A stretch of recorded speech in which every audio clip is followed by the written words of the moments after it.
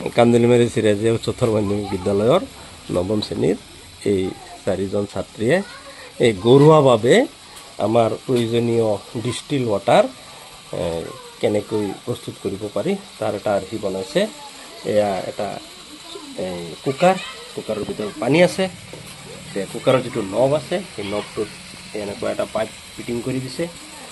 Pipe ফিটিঙৰ জৰিয়তে এই জলীয় বাষ্প এই পাইপৰ মাজেৰে গৈ ইয়াত বৰফ বা অতিমাত্ৰা ঠাণ্ডা পানী ৰখা আছে, তাৰ মাজেৰে এই পাইপটো আঁকাই পকাই ৰখা হৈছে। সেই তাৰ পৰা যিটো জলীয় বাষ্প আহে এই পাইপেৰে ঠাণ্ডা পানীৰ স্পৰ্শত অহাৰ লগে লগে ই ঘনীভৱন হৈ যায়, লগে লগে পানীত পৰিণত হয় আৰু সেই পানীটো এটা পিয়ৰ ডিষ্টিল ৱাটাৰ জলীয় ভাৱৰ পৰা পানীত পৰিণত হৈছে আৰু তাৰ পৰা ঠাণ্ডা হৈ এই পাত্ৰত জমা হৈছে। এইটো একেবাৰে পিয়ৰ ডিষ্টিল ৱাটাৰ। আপোনালোকে ঘৰুৱা কামত বেটাৰীত অনায়াসে এনেকুৱা পানী ব্যৱহাৰ কৰিব পাৰিব।